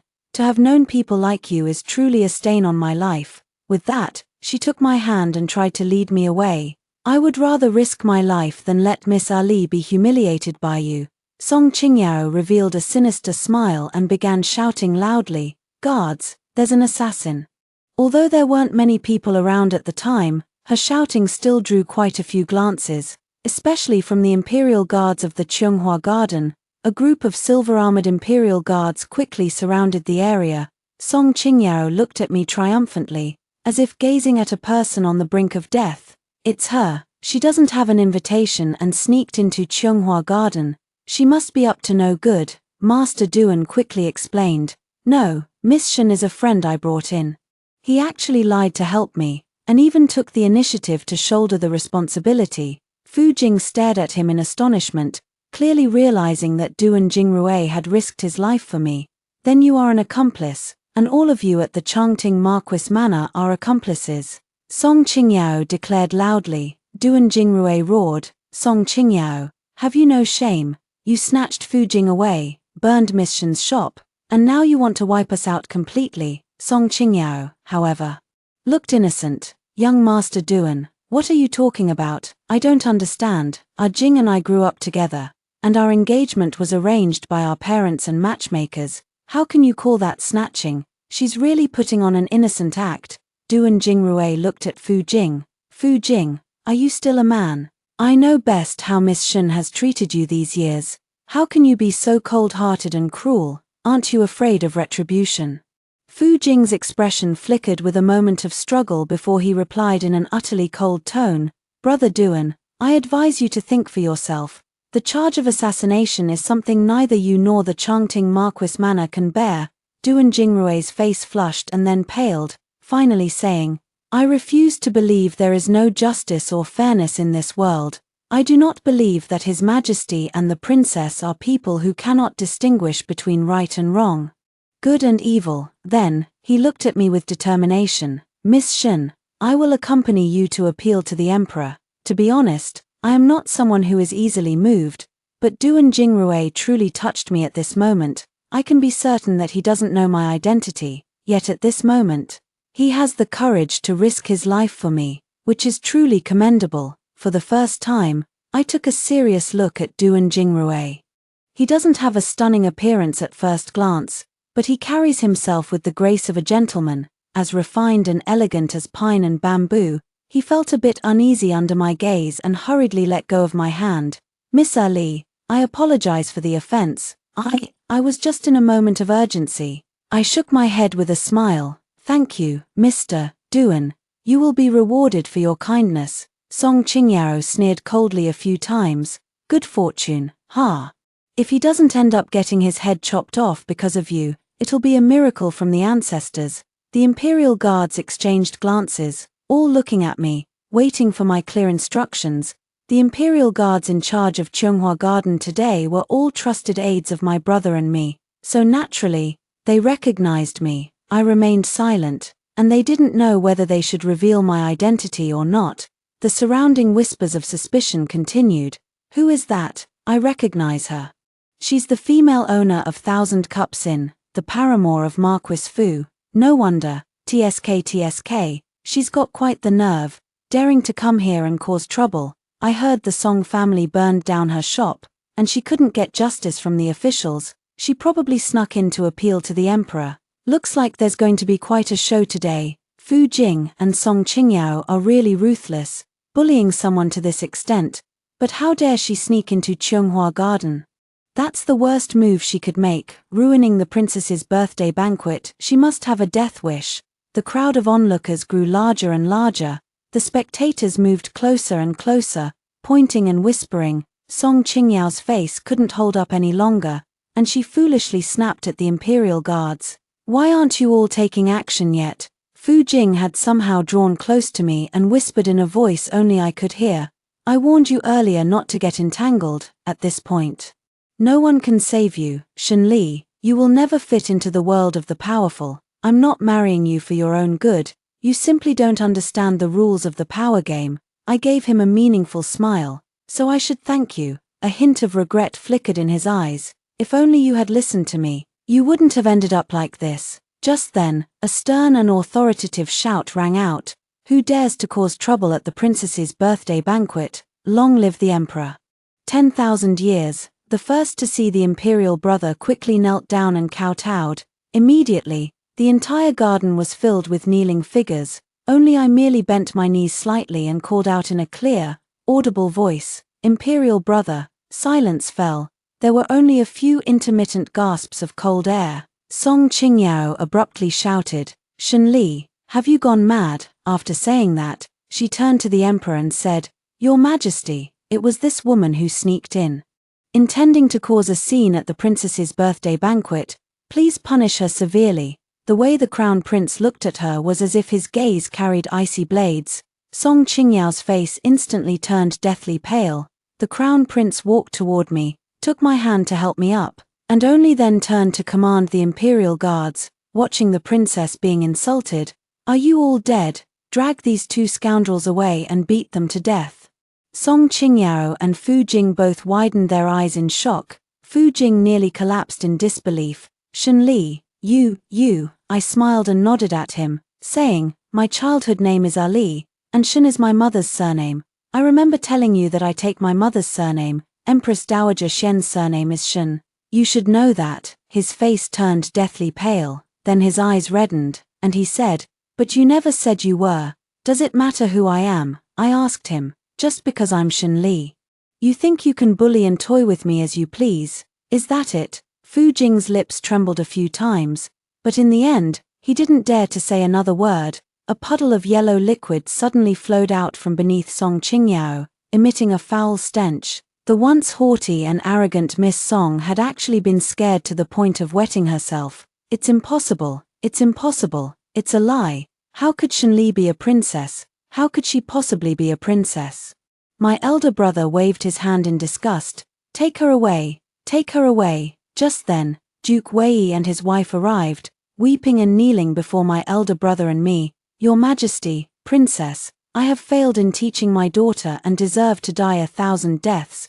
But my daughter is merely young and ignorant, and only offended the princess by accident. She does not deserve death." Seeing her parents, Song Qingyao seemed to regain her senses and threw herself into her mother's arms, wailing loudly, "Mother, save me. The wife of the Duke of Wei, Princess Mingyu, is, by relation, someone I should call my aunt." She embraced Song Qingyao and comforted her, saying, "Don't be afraid, Yao Yao, mother is here, no one dares to harm you." As she spoke, she turned her gaze toward me and the emperor. "Your Majesty, what grave crime has Yao Yao committed that you would order her to be beaten to death?"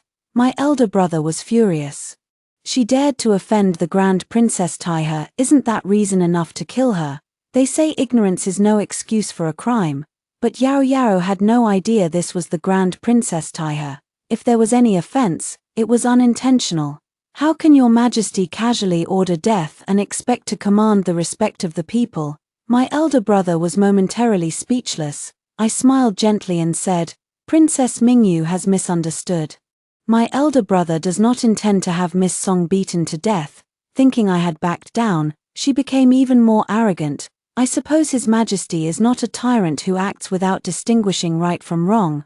Since that's the case, I'll take Yao Yao back home. As for the princess's birthday banquet, please forgive the Duke of Weigua's mansion for our discourtesy." With that, he prepared to take his daughter and leave. My brother's face turned ashen, and he whispered to me, "Ali, I must avenge this insult for you, even if it means being branded a tyrant. I am not afraid. He doesn't want me to swallow my anger. Coincidentally, I have no intention of holding back either." I smiled and spoke again.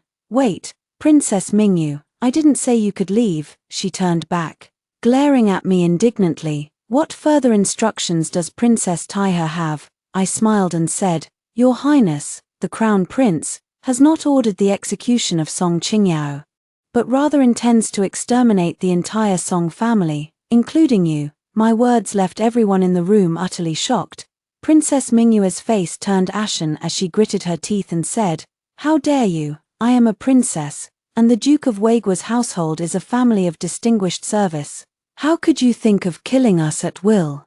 I waved my hand. Arju came forward from the corner, holding a thick stack of papers. I took them and read them out one by one. In the second year of the Day era, the son of the Duke of Wei forcibly seized a commoner woman, Luo. When Luo refused, all 18 members of her family were slaughtered by the Duke of Wei's household. In the third year of the Day era, Song Qingyao ordered someone to set fire to the tavern on Huishui Street and later killed the witnesses to cover it up. To conceal the crime, the Duke of Wei's estate bribed the prefect Ma Yingqiu with 30,000 taels of silver. In the early years of the Day era, Duke of Wei Song Nanshan stationed 8,000 private soldiers at Shijiao Mountain, secretly stored 10,000 sets of armor, and forged over 30,000 weapons. In the second year of the Day era, under the pretext of suppressing bandits, the Duke of Wei embezzled 2 million taels of military funds. Yet he actually nurtured bandits in Yuju to strengthen his own power. In the second year of the Day era, the Duke of Wei's plot to rebel was exposed. Princess Mingyu personally killed her daughter-in-law, Lady Lin, and the Duke of Wei's 3 concubines. Each time I finished reading a charge, a wave of gasps erupted around me. The faces of the 3 members of the Song family had already lost all color. You're slandering me. None of this is true. Absolutely none of it. The Duke of Wei shouted in panic. Princess Mingyu also began to cry out. This is a frame-up, absolutely a frame-up. Isn't it just because Yao Yao is engaged to Fu Jing, stealing the one you love, a princess of the great Jing dynasty, yet so narrow-minded it's a disgrace to the royal family? At this point, she still had no idea of the danger and tried to turn the tables. My elder brother looked at the evidence presented by a Jew, his face growing darker and darker. I smiled and uttered a few words. West Corner Mountain, Wolf Fang Cave, if I'm not mistaken. Your son isn't here today because he received word that unfamiliar faces have been spotted around West Corner Mountain, and he rushed over to deal with it. Right, unfortunately, it's too late, by this time. The people I sent should have already cleared out West Corner Mountain completely. Tomorrow morning, your son and the minions of your Duke's estate will be escorted to the capital. Cold sweat instantly drenched Duke Wei's forehead, and his entire body trembled like a withered leaf in the wind. Princess Mingyu shook her head. You blame yourselves for sending people to cause trouble at my shop. I gave those guys a little something, and they spilled everything. I had kept it perfectly hidden. Not even my royal brother noticed anything amiss, but because I had to stand up for my daughter, the news leaked out. TSK, Princess Mingyu. Isn't this what they call the net of heaven is vast, but nothing escapes it? I deliberately sent those people back precisely to avoid alerting the enemy. They were so focused on fighting with me, unaware that I had already gone to raid their den. Fu Jing's face also flushed to a purplish-red hue. Knowing full well the enormity of the crime committed by the Duke of Wei, and having just formed a marriage alliance with the Song family, it was likely they would not escape being implicated. Originally, with the mistakes he had made, at most he would have been stripped of his noble title and reduced to a commoner. Even if he were to die, it would only be him alone. But now, I'm afraid the whole family won't be able to escape. He suddenly cried out in remorse. Ali, I know I was wrong. Can you please think of our 3 years together? Think of what? I asked with a smile. Think of how you betrayed your trust, or think of how you tried to wipe us out. I didn't do it. It was all the Song family. Fu Jing tried to distance himself. Bastard, if it weren't for you stirring up this romantic trouble, how could we have been dragged into it? The Duke of Wei cursed loudly and kicked him. Fu Jing was no pushover either. He grabbed the Duke of Wei by the ankle, yanked hard, and sent the old man tumbling to the ground. It was your daughter who insisted on clinging to me. I was originally in love with Ali, and I was even planning to propose to her. Now you've ruined everything. Song Qingyao stared at Fu Jing in disbelief. Jing, how could you say that? Did I say something wrong? Fu Jing was furious. It was you who repeatedly asked to meet me, saying you admired me, that made me betray Ali. His anger and regret at this moment were genuine. Song Qingyao let out a sharp cry. That's not true. It was you who said you fell in love with me at first sight. It was you who said you had long been fond of me, but due to family misfortune, you dared not aspire to me. You promised to love only me for a lifetime. How could you? Fu Jing sneered. If it weren't for the Duke's mansion behind you, how could I ever say such insincere words to you? In my heart, you are not even worth one of Ali's fingers. She stood by me during my lowest moments and helped me rise again. I originally intended to keep her outside, waiting for the right moment to marry her properly. You forced me to abandon her. If I didn't do as you wished, you would have killed her to silence her. You turned me into a heartless person, causing me to lose her forever. Every moment I spent with you, I hated you to the core, wishing I could tear you to pieces. Song Qingyao couldn't catch her breath, and fainted directly into Princess Mingyu's arms. Seeing her daughter faint from being scolded, Princess Mingyu grew even more furious. Fu Jing, do you think that by currying favor with Tai He now, she will forgive you, you despicable person? You'll die a horrible death. Fu Jing looked at me, his eyes filled with a hint of pleading. Ali, I was truly forced into it. Could you please? I placed my finger on my lips, making a gesture. Fu Jing, don't make me look down on you. He finally fell silent, a tear sliding down the corner of his eye. I don't know if he was mourning the fact that he had missed out on being the current dynasty's eldest princess, or is it sorrowing over having just climbed to the peak of the mountain, only to instantly fall into the abyss. This farce came to an end as the crown prince ordered the Song and Fu families to be dragged away. My birthday banquet proceeded as usual. The noble sons, who were doing their utmost to perform in front of me, gave me a headache. As for Duan Jingrui, he never took the initiative to get close to me. I took advantage of a break to go thank him. He replied very politely, I just couldn't stand Fu Jing's underhanded behavior. There's no need for you to be so polite. Princess, I smiled and asked, you used to call me Miss Ali before, why the change in address? He immediately blushed and stammered, Before I didn't know your identity as a princess. I was very rude. I like it when you call me that. I teased him on purpose. His face flushed all the way down to his neck, but he still mustered the courage to shout, Then, can I still call you that in the future? You can also call me Ali, I replied with a smile. His eyes seemed to be infused with countless rays of light, overflowing with brilliance. The next day, the Duke of Wei's residence was raided. Numerous pieces of evidence of the Duke of Wei's conspiracy to rebel were uncovered. It turned out that the Duke of Wei and Princess Mingyu had been colluding with the deposed crown prince, who was under house arrest, in an attempt to seize the throne by force. Unfortunately, their efforts fell short at the last moment.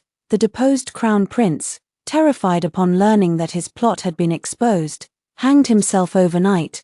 The entire household of the Duke of Wei Guo was executed. However, the emperor was somewhat hesitant about how to deal with Fu Jing, Ali. According to the rules, he and the Song family were only engaged, not yet married, so he should not be implicated. I have also investigated and found that he was not directly involved in those matters, but he has failed you. Whether to kill him or not is entirely up to you. I smiled and said, Then let's not kill him. My elder brother asked, Could it be that you still have some reluctance toward him? No, for someone like Fu Jing, the cruelest thing isn't to kill him.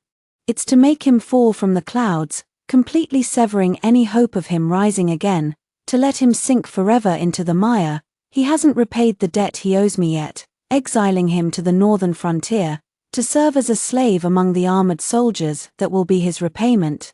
This brings me even more satisfaction than killing Fu Jing. My elder brother couldn't help but shiver. You are truly ruthless, however, with a flourish of his brush. My elder brother drafted the imperial decree. The entire Fu family, over 20 members, were all sentenced to become military slaves. When I saw Fu Jing again, he was serving as a mounting block for a burly general. Upon seeing me, his body trembled, causing the general to fall. He was rewarded with a round of whipping, even as his clothes were torn to shreds by the lashes. Fu Jing still gazed at me with longing eyes. The general did not recognize me, and seeing him staring at me, he lashed his whip even more fiercely. Wretched scoundrel, who allowed you to stare at a young lady? He finally could bear it no longer, grabbed the general's whip, and shouted at me, Ali, is the punishment you gave me enough? I know, you've never forgotten me. I truly know I was wrong. Please forgive me. The general was stunned for a moment, then kicked him. Have you gone mad? Fu Jing, ignoring the beating, scrambled to my side and blocked my path. Ali, look at me. I really can't take it anymore. Are you really going to watch me die? The general asked in confusion. Miss, do you know him? I shook my head. I don't know him. Upon hearing this, the general quickly apologized to me. This lowly slave must have gone mad, offending you, young lady. Please forgive him. After saying that, he ordered someone to drag him away. Fu Jing shouted at me with all his might. Ali, please don't ignore me. I don't believe you truly don't care about me anymore. Ali, I truly love you. I turned a deaf ear and walked straight into the tea house, where Duan Jingrui came out to greet me. He stared at Fu Jing for a long time before finally unable to hold back and asking, Ali, did you recognize him just now? Who? I asked with a smile. Duan Jingrui scratched his head and said, Fu Jing, I asked in surprise. Him? I really didn't recognize him. He chuckled, then said with some unease, Ali. I'm really afraid you'll be soft-hearted. Soft-hearted? How could someone who participated in the battle for the throne as a teenager possibly be soft-hearted? Only that foolish Duan Jingrui, even after learning my true identity, still sees me as the kind and gentle Miss Ali. I deliberately asked him, are you afraid I'll reconcile with Fu Jing? He nodded, then explained, if you still can't let go of him, I naturally wouldn't dare to stand in your way. What I fear is that he might let you down again and break your heart. I covered my mouth with a smile. You really won't stop me. He grew a bit anxious and said, I want to stop you, but I'm afraid I won't be able to. You're such a fool. I poked his head. My royal brother said he will choose an auspicious day to bestow you to me in marriage, but think carefully. If you become my consort, you won't be able to inherit the title. And you'll likely have no chance to achieve great deeds. He had an expression of overwhelming joy and disbelief. Ali, he held my hand, too excited to speak. I don't want anything. No, I don't want anything except you. Ali, are you truly willing? I nodded with a smile. Of course I am. Why wouldn't I be? I have no intention of ending up alone. I still long for a sincere and passionate love, someone to share my days and nights with. Just like when I resolutely chose the down-and-out noble son Fu Jing, not for any other reason, but simply because I liked him. I truly loved Fu Jing, and everything I did for him was done willingly, but I can afford to give this sincerity, and I can take it back at any time. From the moment Fu Jing said that someone of my background was unworthy of entering his noble household, he was dead to me. I have always been a decisive person, never dragging my feet in matters of love or its absence. Later on, I heard that Fu Jingzhen had died. It was said that he stole his master's glass hairpin and was beaten to death. He held on to that hairpin tightly until his very last breath, refusing to let go. When a Jew brought the hairpin back, there was still a trace of dried blood on it. Bury him along with it. That was a gift from him, and I've been wearing it for 3 years. Gave it back to him again when we broke up. For Fu Jing, I believe what he swore to protect with his life was not the hairpin, nor the 3 years of affection we shared, but because he had once been infinitely close to the dream of achieving fame, fortune, and a lifetime of glory. I have no intention of taking back this hairpin, just as I would never want a man who has betrayed me. After hearing the 2 stories above, what are your thoughts? Feel free to share your opinions in the comments section. Looking forward to hearing from you. If you liked this story, don't forget to like it, share it, and subscribe to my channel. See you next time.